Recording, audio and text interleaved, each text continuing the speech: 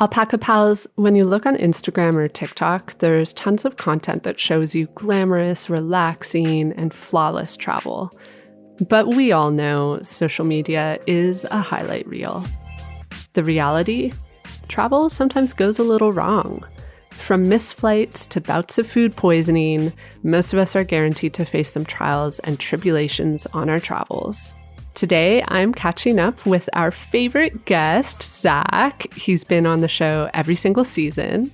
And we're also going to chat with his pal, Lauren, to talk all about the travel disasters we've faced.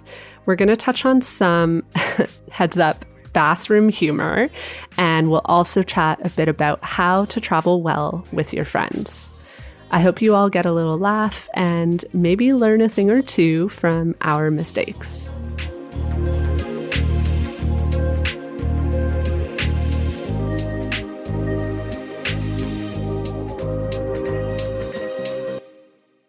All right, well, we're here with Zac and Lauren. Zac, you've been on the show before, so welcome back. Thanks. Lauren, you've never been on the show. Welcome. Thank you. I'm excited.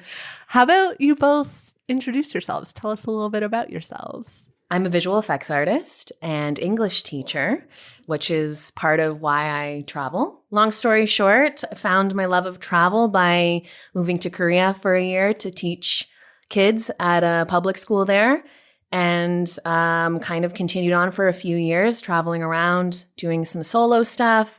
Yeah, just want to keep doing it. I'm Zac. I don't know why you keep having me back. But yeah, I'm a psychotherapist in Toronto. We have talked about many things, from queer travel to danger to what travel media tells us about travel. Part of the reason why I like travel is to learn more about the world and pull apart the complexities of it and all that stuff. So hopefully it continues after this pandemic. It absolutely will. And I just have to say also, Alpaca Pals, we are recording in person. That's probably why we're all giggling so much, because this is a really surreal experience. It's true. I'm like looking at real people while I'm recording, which isn't usually the case. Usually I'm looking at someone through a screen. So honestly, I feel kind of nervous and awkward. I don't know about you guys. You're so I'm close always to me. awkward. No, I feel like this is my calling. So She's living the dream. yeah. Okay, before we dive in though, you need to tell us your relationship, because I know you are good friends. Yes. And you have traveled together. Can we hear the story of how you became friends and started traveling together? So we've known each other since 2008. Zac knows the exact day that we met. April 28th, 2008.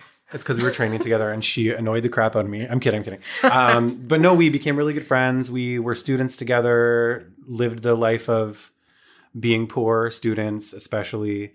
And then once we became adults and had careers, we could afford to travel. Mm-hmm. So then we were like, oh, we have shared interests. Like we want to go to the same places. So we've been traveling together for like 10 years. Yeah, we've obviously we're still friends. So we've become a lot closer over the years. And I think traveling together has obviously made that possible for us to get closer, right? I feel like it goes one of two ways. If you Yes. travel with a friend or a partner, or like basically any human that you know, you either become closer or it goes the opposite way and you become hating each other. Yeah, true. And that hasn't happened yet. Yeah, we're just waiting for the right trip. Yeah. Okay, so we like to do this little thing sometimes when we start the show where Katie surprises me with a TikTok that's travel related. We thought this time it'd be fun to do like a little round table. So we're all going to watch the TikTok together and then we're all going to share how we feel. This really scares me. Like, you Okay. look so nervous. I'm excited. It's okay. It's okay. It's going to be fun. I'm so excited. I think you guys are all going to thrive from this question. Oh, no, I just gave it away. Okay, let me just play it. So a while ago, a friend of mine told me about this theory that she had. And the theory was everyone has a city where they are like their hottest self and people are just obsessed with them. When she told me this, I was like, oh yeah, okay. I clearly haven't found my city yet. So every time I travel somewhere, I'm like, this is gonna be it. This is gonna be it. And it hasn't been it. It has not been it. I've been to a lot of cities and I've never felt like this. So I started to think this theory is just a load of BS. Until this week. This week I went to New York for the first time. And bitch, it's my fucking city. I found my fucking city. So, point being, where is the place that you've traveled to where you feel like your hottest self? Confession, Lauren's hot. She's hot in every city. That's your perspective. Thank you very much for saying that. I think I feel hottest in Latin America. I mean, how can you not? Same. Right? I think everyone feels hot Yeah. there. It's just the vibe. The weather, everything. The dancing. Yeah. Ugh. Zach? So that does not resonate with me at all, but I get it. I think it also kind of depends on like how you're defining hot. Because I gotta say, when I'm in New York City or anywhere in Europe, I just feel kind of like fancy, which isn't the same as hot, but I just feel kind of like, oh, I'm cool because I'm in this cool place. So I'm just by being here, I'm cooler. And I'm a dork, so I love when I can be dorky. So I was gonna say like London, or like older places where I can like really learn things, because that's what makes me feel good about myself. I'm going to go on a tangent possibly. Being somewhere new and experiencing new things, going to museums, like that to me makes me feel hot. Is that? Please don't quote this on such Instagram. a nerd. Hot is a feeling. It is a feeling. Yeah, that's totally me. That's me. You're an intellectual hottie. Thank you. I choose to own that. Thank you. Okay, well, I also have a different answer. I kind of feel hot in cold weather. Erin and I have discussed this at length, that I am a cold weather person. She's a hot weather person. Not a cold weather person. But like, So you feel hot in Ottawa? no. In Iceland. In like mountains, hiking. Ooh, okay. Like if I'm in my nicest Patagonia windbreaker and a toque, I feel hot. Me marching up a little hill, I'm like, look at this. I'm so fit. I'm thriving. This mountain air is just getting in my eyes and my face, and it feels good. I feel hot outside in the cold weather. I will also say I have an affinity for my partner Mark in a winter jacket. If he's in a winter jackets, So interesting. That's what I was going to say, is like our self-perceptions of hotness is based on what we find hot, and I find dorkiness hot. Yeah. I like a good dancing man. Like a nice dancer. Some you hips. do. Yeah, you do. Some hips that don't lie.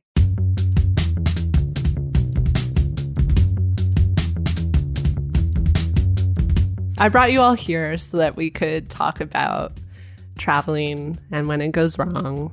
What we're going to do is we're each going to take 10 to 15 minutes to share a story. I've asked you both to come with a story in mind and ask each other questions, etc. Oh, and then at the end, we can all say what we learned from the story. Okay. So, Zach, would you like to begin? Yeah, sure. I have 2 stories, but one's really mini and it involves Lauren. I always hurt myself when I travel. And Lauren has witnessed me roll my ankle in front of crowds of people at resorts. Sorry, do the listeners know that Zach's like 6'5"? They don't. They don't. Okay. So he's 6'5". He can't see his feet. So that's why. Yeah, that's true. That's true. So I embarrass myself a lot when we travel together. So when I travel, I've said this before, is, I don't like to make plans. I like to just like roll around like a tumbleweed. And I was with some friends in India. We were in Delhi, and I was going with a really good friend of mine he's Indian. And we had such a great day. And then we had dinner. It was wonderful. And then we were walking around somewhere in Delhi. I don't remember where it was. But he just started getting really excited. He's like, oh my gosh, you have to try this. You have to try this. And I was really taken with how excited he was by it. He's like, this is something that I ate as a kid. It reminds me of my childhood. You really need to try it. And there was a clear understanding that I'm a white dude from North America who has a weak stomach comparatively. So I trusted him. And so he's like, here, have some paan. And there was a paan stall, and what is it? It's beetle leaves or something, beetle nut leaves. And they're stuffed with cool things. And this one was like flowery. It was like eating flowers. He took it and just put it in my mouth. And I was like, it was like somebody sprayed Glade air freshener in my mouth. Ew. But I went along with it because I was like, this is really a really wonderful delicacy from your youth. I'm really excited. So I ate it. And then when I was done, I was like, that's disgusting. Please don't ever do this to me ever again. And so we went on our merry way. And then the next morning I was like, uh-oh. something's not right. Like something's, we all know. I've heard I all know of this feeling too well. Yeah. Like you're like, something's not right inside of me. However, I still have like 10 days left on this trip. So I'm mind over matter. And it turns out the pond was from a stall that had been sitting in just tap water all day. As we all know, you're not supposed to drink tap water pretty much anywhere you go, just to be safe. Wait, did you go investigate the stall? Like, no, afterwards? I don't want to go back there. How do you know this? Because he told me, he was like, I probably shouldn't have fed you that because it was in still water all day. And I was like, okay, well, have faith in the universe that things will work out. Things did not work out. We had to, the rumbling and tumbling starts happening. The appetite starts to disappear. You know, when you know what the tint of your skin is when you get sick, I'm like, I know it's happening. And we had this huge itinerary ahead of us. So we saw some sites and I was like, okay, I just need to, everywhere I go, I just need to make a mental note in my brain of where the washroom is, because nothing had happened yet. And I was like, maybe it'll pass. This too shall pass, hopefully. And it did not. And we had to drive, I think, for 6 hours to this town. And of course, that's when my body was like, everything needs to be evacuated. and so like I was with my friend and we were like, okay, we're going to need to stop sometimes. I think during this trip, can you please help me? Because I don't know how this works. Like, we're on a highway in India. I don't know, like, do you get a key from the convenience store and open the door and go in? I don't know what's happening. So I went into like meditation mode and I was like, okay, mind over matter. If you hold certain things shut, it should be fine. And so and I was like, no, at some, we all know this, right? At some point you have to like acknowledge that you need to do something about it. So I did. We went to this little, I don't know, thing on the highway, a store, and there was a washroom there. But in India, a lot of the public washrooms are just like porcelain holes in the ground. And so I went in and I was like, I don't know how to do this. Like, just because of the nature of the way things were going to work. I was like, I don't know how to do this. And I'm really scared there's going to be an accident. I don't have the... Well, you're also 6'5". So squatting in a hole in the ground is not that easy. Yeah. So like, I didn't do anything. I just went back to the car and and my friend was like, are you okay? And I was like, I'm not. I am not okay. However, how much longer do we have left? And he was like, an hour and a half. And I was like, okay, don't talk to me. I'm going to put my music in. I'm going to like go into like meditation mode and we'll see. And so we kept driving. The road was really bumpy. Oh, no. And eventually we were staying at a hotel. So we got to the hotel and I made it. Thank God. But that wasn't the end of it. Because it lasted 5 days. No. It sucked. Like, it was really bad. I drank like liters and liters and liters and liters of water. And it got to the point, like, I took a day off. I was like, okay, I'm going to just lay around and see what happens. And I was still quite ill. So, and I was like, no, you know what? I literally took a 16-hour flight to get here. I'm not going to let like my guts bring me down. So I was like, no, mind over matter, Zach. Like, you can do this. And so I did. We went to all these places and everything. And it's literally a case of like, where are the things? We have a radius here. Let's stay within the radius. And so we did. And it's so funny because I look back on pictures now of like going to these places and I can tell in the picture, I'm like, you felt like total crud that day. Yeah. But you still went to this place. You still enjoyed it. And it was kind of like a victory. It was like mind over matter. If you really want to do it, you can. And that sounds so cliche, but in the moment, when you're that sick, far away from home, you really, all you want to do is like be in your own bed. You want to go to like the doctor or something. You can't. So it was really empowering in a way. Yeah. And I mean, I did lose some dignity. So. And probably some weight. That's graphic. Yes. I have told this story on the podcast before, so I'm not going to go into it in detail, but I got severely sick in Nepal and then directly went to Scotland and got on a bus tour for 5 days. Oh my God. I literally got off the bus one time and had to like shit behind a car. Oh no. Because there was no bathroom on the bus. Did the people on the bus know this was happening? No. Okay, good. I eventually told my buddy, like Philip was with me, and I eventually told him, but I didn't even tell him till like days later because I was so ashamed. And by the time I told him, we were on the 5th day and he was like, you need to see a doctor. And we were in this little village and we go to this pharmacy and they're like, we don't know how you're alive. You need to go to a hospital. They were like, this is really serious. You haven't eaten. You've been shitting like for 5 days straight. And I didn't realize how serious it is, but apparently it is. If you're on day 5 of food poisoning, you're supposed to get medical help. Oops. What was the lesson? My lesson? is that if you wear a diaper, you Bring can go anywhere. Yeah, bring diapers with you. That's true. That's actually You don't true. need a bathroom. I think the lesson for me is like, we've been taught that we can go places and do whatever the hell we want. And we can't because of a lot of things, colonialism, racism, all of that stuff.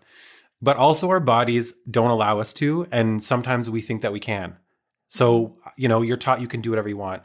But your body will be like, hell no, check yourself. So that was one lesson. The other lesson is just like, sometimes you feel like crap when you're traveling, or even in life, like you might feel like crap, and it's better to persevere in certain situations and really be mindful of like, okay, this is going to be worth it later. Like I'm going to learn something, or I'm going to have a good experience. And it teaches you that a lot of things are mind over matter. Sometimes your plans might go to shit, or sometimes, you might miss out on something you really wanted to do. Mind over matter. It's not the end of the world. So that's what I always think of when I recall this experience. It's hilarious and a little bit degrading, but I learned so many things about it. So and now I know I friggin' hate pon. I hate it. So You'll I learned never that eat too. it again. Yeah.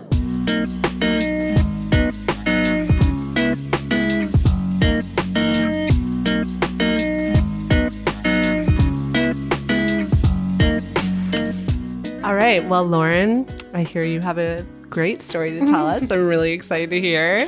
Well, I mean, I feel like disaster stories always involve food poisoning or pooping your pants or something along those lines. And I was saying to Erin prior to recording that I'm a very responsible traveler. So I had to dig deep for this one. I was like, I never get into trouble or do anything wrong. Okay. No, not me. This doesn't check out with what I've heard about you. I just gotta say. If my mom's listening, then, Mom, I never do anything wrong. But I was in Thailand with a friend of mine, and we were in Pai, which is like the north part of Thailand, like a hippie town, very cute. I had been living in Korea already for a year, and at that point, I'd already been in Asia for about 13 months, and I was desperate for some American food. And I don't think Pai, Thailand is the right place to go get a Caesar salad. But I was desperate, like I said. Like, I was done with like Asian food. As much as I love it, I just really wanted a Caesar salad and like a pizza. So my friend and I knew, don't eat cream-based things if they're not refrigerated properly, or stuff that's washed in tap water, like the lettuce. Lots of things that I already knew, but I didn't care. And someone else was eating it, and it looked really good. So I was like, I'm going to have that. Was it really good? Yeah, it was. Worth it? I mean, prior to what happened to me after. Is it worth it? No. But it was good. The bad part about it, though, was that I didn't immediately feel the effects of the Caesar salad until the next day. But my friend got sick probably about 6 hours earlier than I did. So we woke up to do our travel day, and that day we were going from Pai to Bangkok. And we needed to get from Pai to Chiang Mai via, I think it was a van, and then a bus to the airport, and then the plane to Bangkok. And this was all in the next day. And so we wake up, and my friend, we're at breakfast, and he is sweating. He's just like melting across the table from me. And I'm looking at him, and this friend of mine, God bless him, love him so much, but he is an irresponsible traveler. And while we were there, every night he'd go to like 7-Eleven and get all these snacks and all this random food and just eat and eat. And I was like, you're going to get sick. Not me. I'm not having that. And so sure enough, that next morning, I still felt okay. He's sweating. And I was like, probably shouldn't have had like 20 chocolate bars last night. That was stupid. And I was teasing him. I was making fun of him because... I mean, I got to defend him a little bit because 7-Eleven in Thailand is like, it's heaven. Yes, like it's the true. grilled cheese sandwiches, they heat them up for you. Freaking amazing. Yes. But it's not. risk. It's a different world for sure. Yeah, they know what they're doing over there. So we get on this van, and I don't know if you have ever been from Pai to Chiang Mai, but it is the windiest road in Thailand, maybe in Southeast Asia. I think there's 792 turns in the 3-hour trip. So we're stuck in this little van, and they pack you in with like 15 people. And he's sitting directly beside me, like trying his best not to like barf everywhere. And I get car sick. So I wasn't feeling the Caesar salad yet, but I was car sick. And with him heaving beside me was going to make me sick.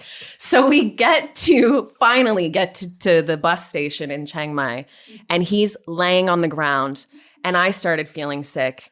And then I was like, do you have money for the bathroom? Because you have to pay there. Our bus is coming in like an hour. I'm still functional, but not quite. I'm getting bad, and he's not functional at all. So I run to the pharmacy to get us Gatorade and whatever, because we're about to get on a bus now to the airport. And then I think we had to take a tuk-tuk at some point. As the day wore on, I remember hanging out of the back of a tuk-tuk, barfing my brains out. He's like dying. We're both dying. We get to the airport, and luckily our bathroom schedules were opposite. Like we were on like a 10-minute like cycle. Thank God, because I was getting sick. So I'm in the bathroom. I shit my pants. I mean, sorry, I pooped my pants. Okay. I don't know if I could swear. So I open the door and yell to my friend. I'm like, please bring me my backpack. Like I've literally no pants on. I had to throw them out.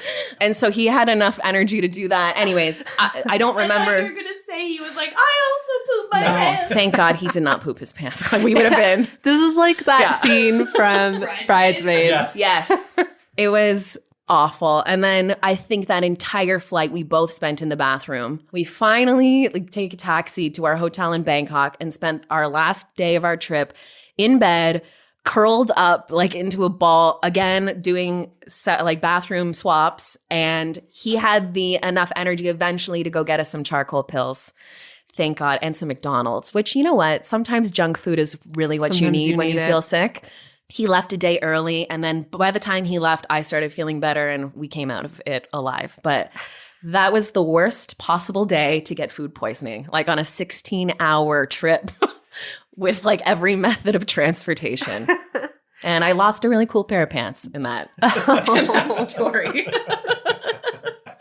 So yeah, I mean, I guess the lesson is, again, if you know you shouldn't do something, you probably should trust your intuition and your knowledge. I mean, within reason. There's always an opportunity to like push your limits.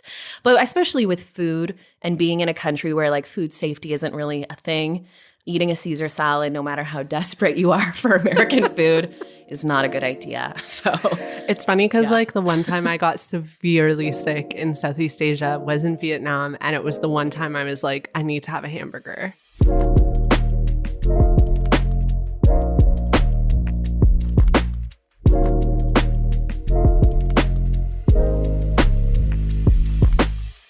Alpaca Pals, if there's one thing we're learning in today's episode, it's that when you travel, you need to be prepared for everything. Yep, and you especially need to be prepared for when things might go wrong. This is exactly why it's important to always pack charcoal tablets and have really good travel insurance. I always get World Nomads insurance because they provide simple and flexible insurance policies that cover travelers from over 100 countries with medical and evacuation coverage, 24/7 emergency assistance, and coverage for a huge range of adventure activities.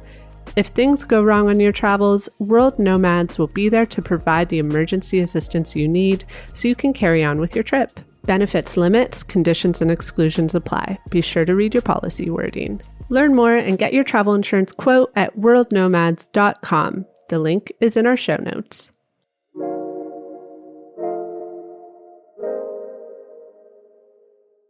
All right, well, we've learned a lot about how to eat when we're traveling. I have told a lot of stories on the show before about food poisoning. So I decided this time I would change it up and I would share a story about my love of animals and how when I love them abroad, it always leads to bad things happening to me. And so first I wanted to say, like, we're all cat people here, right? I don't know about you, Zach. Are you a cat person? I know Lauren is. Lauren's I am. Zach's not. What is a cat person? A person who loves cats. But I love cats. I just don't want one. Oh, you're not a cat person. Yeah. Okay, I'm not a cat person. Because if you're a cat person, you have to have one. Yeah. No.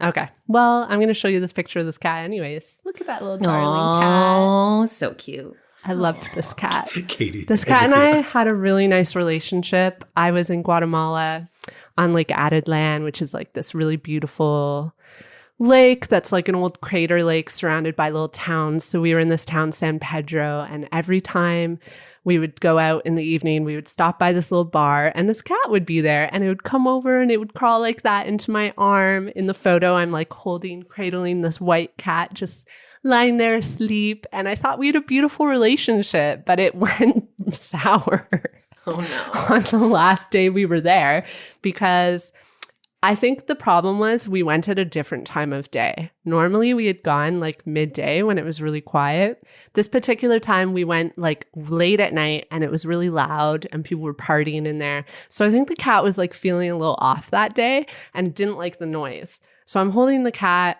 We're having a great time as per usual.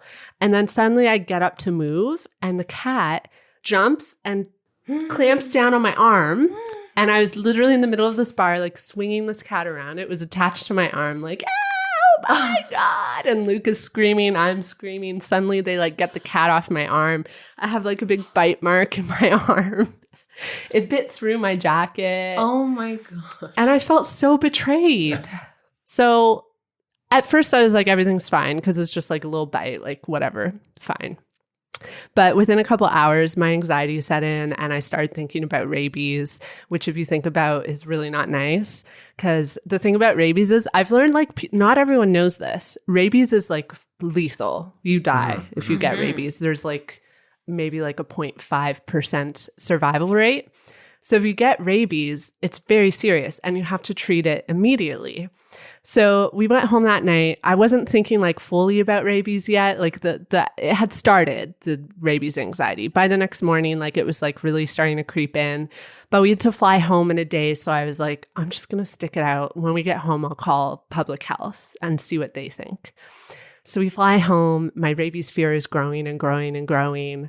We get home. I go to work. So I'm sitting at the front desk there and I'm just thinking like, oh, maybe I'll be fine. Like it's been 2 days. I feel fine. Like it's probably okay. And Luke and I are texting and he's like, well, you never know. And I'm like, Thanks, Luke. yeah, thanks. And the problem is also like Googling it, right? So I got back to work and like I'm just sitting there bored. Of course, I start Googling rabies. And the scary thing about it is if you don't treat it right away, like you won't know that something's gone wrong for months. Like sometimes it can take 3 months before it actually kicks in and kills you. So for 3 months, you could think you're totally fine. So I was just totally spiraling. So I called public health.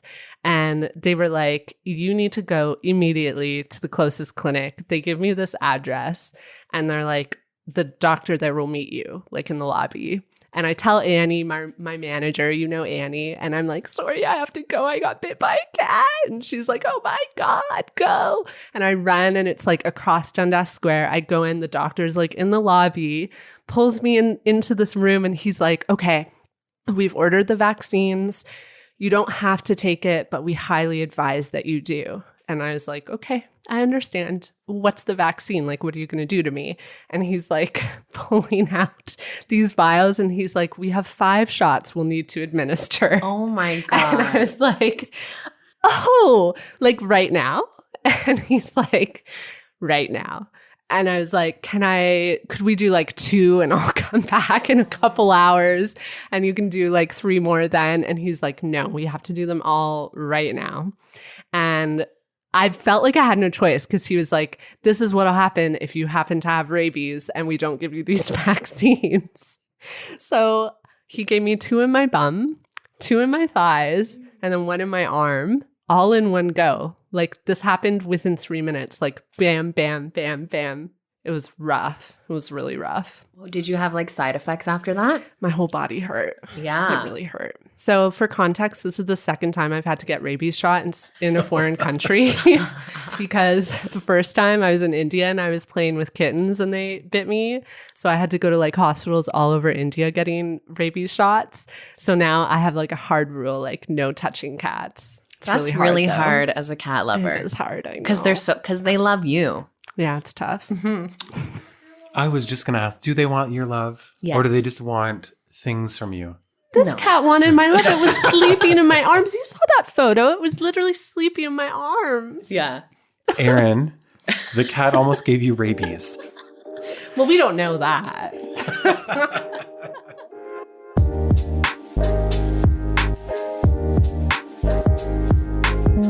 So, like we mentioned at the top, I know you two have traveled quite a lot together. And I know from my own experiences that traveling with friends isn't always a walk in the park. I have had my fair share of arguments with friends and Lucas while traveling. But clearly, the two of you are traveling really well together so far.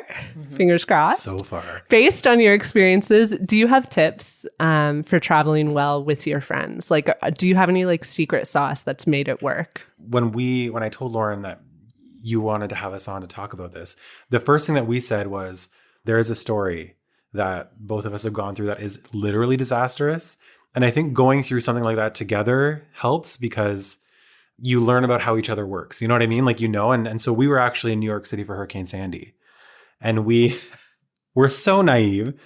We're like, let's go to New York. I bought a rain jacket before that trip. I'm like, it's going to rain. I'll buy a rain jacket. Yeah. It was a hurricane. Yeah. Because you know how like with weather, they tend to exaggerate. So they're like, a hurricane's coming towards New York. And we're like, whatever, buy a rain jacket. I got a new umbrella. My ex came and had an umbrella as well. We're like, we're prepared. Yeah, a little tiny umbrella. And we're like, it's fine. So we had like a cute day. I don't know, being basic, like drinking lattes in Central Park. Yeah. And like, you know what I mean? Like doing the basic stuff. And then all of a sudden, all over the place, things started shutting down. Like the subway was shutting down early. They said, get inside at this time. Was it still nice out though? It was nice. It was nice out, but the hurricane was supposed to hit early the next morning, I think, or something. As the night went on, or as the day went on, you could tell like it was getting windier. Something was about to happen, but nothing, it wasn't like crazy yet. Like it was just like a bad weather. But I think that night, or did it happen the next day? I think the next day we holed up in our apartment or our hotel on the 10th floor in Soho. And then it started raining and getting really, really bad. And then it stopped and we were like, we're starving. Let's go eat. And then that's when it happened. Like we were out at a restaurant and all of Manhattan, the power went down. What? And you couldn't even see in front of you on the streets. Like there were no street lights, nothing. And our phones went down. So we're like, guess we'll just have to figure out how to get back to our hotel. Power generators were blowing up. Yeah. It was scary. And we thought it would be cool to go outside at the height of it just to feel it. And like, stupid. We're just gonna go outside and see what a hurricane feels like. It's like being hit by a car. It's terrifying. And could you describe what a hurricane? Because we've never had one. Like I've never experienced one. Like what does it feel like? Like is it wind and rain? Oh, we have some pictures too, but not on the ready. It was they were like outside trying to walk against the wind and we couldn't. Like you couldn't. You literally got blown away. It was terrifying. Yeah. Whoa. And in New York, it's weird because there's not a lot of things that can blow away. It's just all buildings. So it was like a lot of street signs were down and like billboards were all shredded and stuff. But the tricky thing about that was we were staying in a hotel on the 10th floor. The power went out.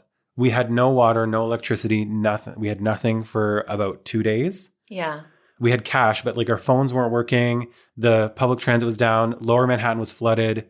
We had no idea what was going on. We couldn't get a hold of our families. So we were in a hotel together trying to like make light of it in our friggin' umbrellas and raincoats.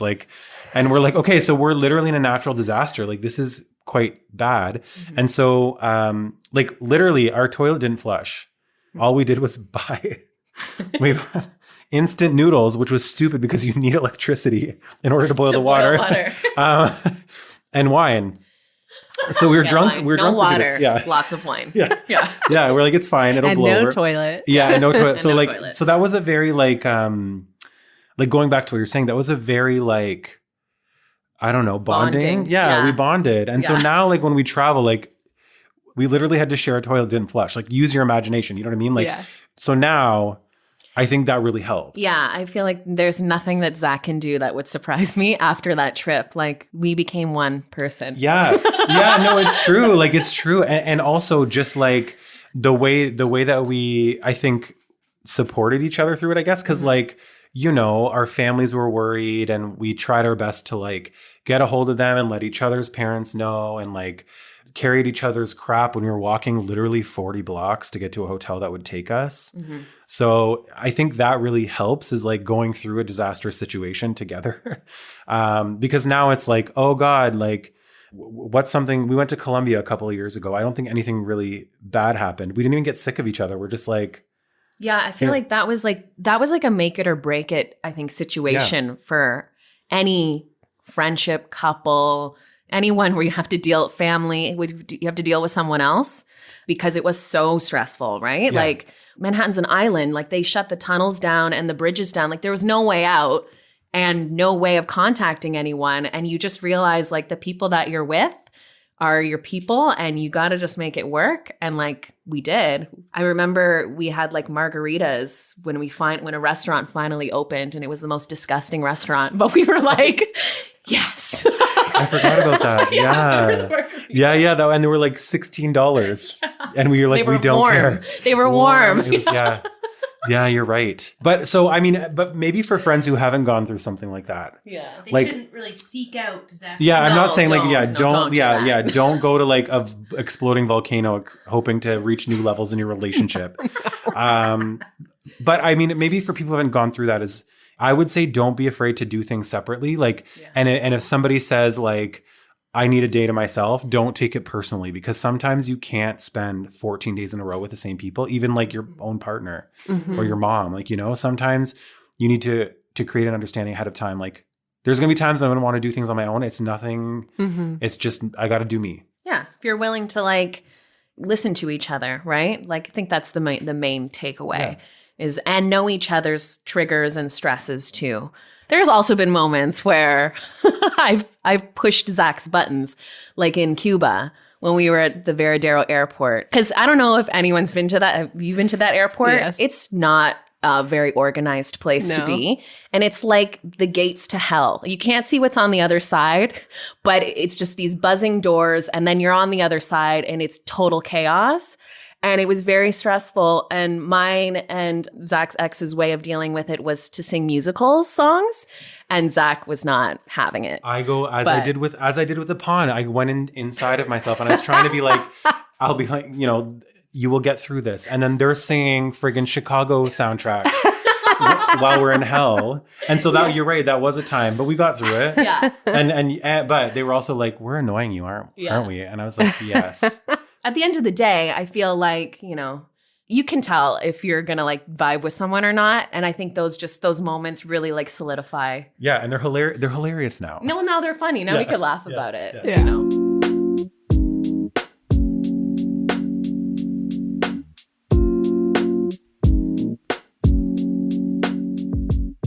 Luke and I say this now whenever we have like bad travel experiences. Like I've told this on the podcast before, but one time our car broke down like in the middle of the Jordanian desert and we were like, this is not very good. We're in the middle of the desert. And we looked at each other and we were like, are you nervous? And I was like, yeah. Are you nervous? And he was like, yeah. But I know this will be funny when we tell it a year later. We were out in the desert for several hours before we got out, but we did end up okay. Because we just knew at that point from experience, like there's no point in us like getting angry at each other. It's not going to like accomplish anything. So we just like believed that it was going to be okay, and it was. Yeah, and I think when you're traveling with someone that you trust and that you love normally anyways, you just know we're in this together and we're going to get through it, and like hopefully the majority of the time you do.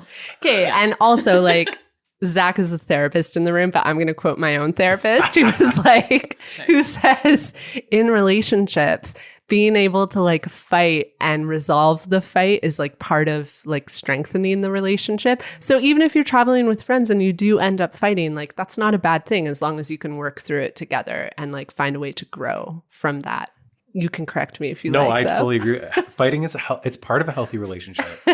Exactly. I think it's probably a good idea for friends, especially friends who are traveling together for the first time, to talk about what their expectations for the trip are. Because I think a lot of friends go into it imagining what they think it's going to be like, and it's something completely opposite. And I think of one specific example that was something as simple as attending a destination wedding. There was a whole group of us and two girlfriends came together. One of them was newly invited to the wedding because that one girl just broke up with her boyfriend, so he couldn't come with her anymore.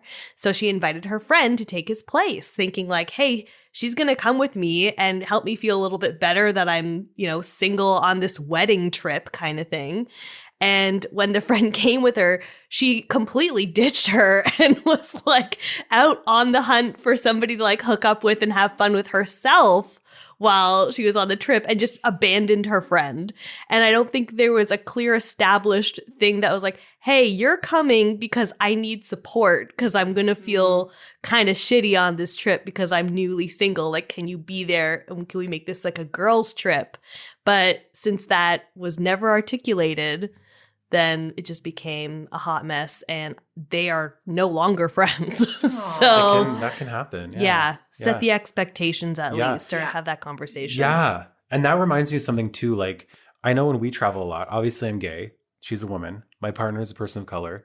So we actually do have these discussions about like to set expectations because the way that you're treated on trips can have an impact on how much you enjoy them. So we talk about things like, if we're walking down the street and Lauren's getting catcalled, I'll act like her boyfriend. Or, like sometimes we'll have to downplay the whole gay thing depending on where we are just to be safer.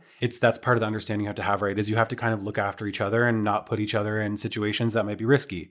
Zac is a really good friend because even when I do my solo trips, I still share my location with him just so he knows where I am if I don't turn up, which is like I think I would only ever do that with Zac too, because he understands my, the way that I like to travel and be free and do my own thing. But it gives me comfort knowing that he's not going to like judge me or worry. Like, there's no need to worry because he's got me.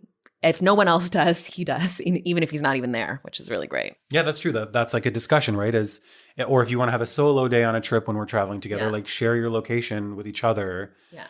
Without judging, like what, like, oh, you went here without me, or you know what I mean? You did this, you did like what? Yeah. Just like safety first, keeping your identity in mind, because that's, I think that's an important part. You're totally right. And I can actually speak to this like from experience. When I was in Morocco, I hung out with two guys and they weren't my friends. I met them in the hostel, but we would go out around Marrakesh together.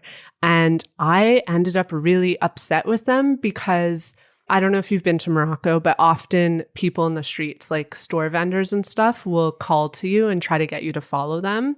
Basically, they'll guide you like down into the alleyways.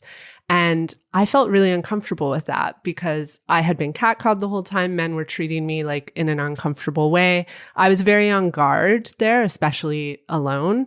And when I was with these guys, they just had this like nonchalantness and confidence and lack of fear. And they would push me to go with them. So like we'd be walking down the street and a vendor would be like, come, like follow me. And I would be there being like, no, I don't want to do this. And they would be like, oh, it'll be fine. Let's do it. And there was just a clear like lack of boundaries. I mean, if they had been friends, I probably would have been more forward, like at the start of hanging out with them, being like, look, like I'm a woman and like this isn't comfortable for me in this particular place. But yeah, that was just one of those like clear examples of like their experience is just not the same as mine in this place. And it was hard to communicate that to them. I think it would be easier with friends because there's already like open lines of communication, but with total strangers, not nice. Yeah, but I think even with friends, you have to have the discussion because you could travel with straight dudes who the world is their oyster culturally, right? Like they can't, that's what they're told. Yeah. And I think that sometimes they might get upset because they, we have to put boundaries around things. But I think that we have to get into a space where especially people like that need to put boundaries around how they travel. Having those discussions is a good thing, I think. And some people might have to just understand that you can't have it your way all the time when you're going somewhere. You have to respect the people you're with and where you're going too. You have to respect the space you're in. So yeah. Another thing I've learned, I don't know if you two have experienced this, but in traveling with friends, Luke and I are always on the same page about budget because we live in the same household. So like our budget is shared anyways. But I've noticed when traveling with friends, like it's good to talk about that because sometimes there will be like discrepancy in like what a person wants. Like they might want an expensive dinner and you're like, no, I want to like go more budget. that ain't us. That ain't us. No. Yeah. No. We're happy in a room with a toilet and a bed. A working toilet. Yeah, working toilet. It doesn't even have to work. Yeah.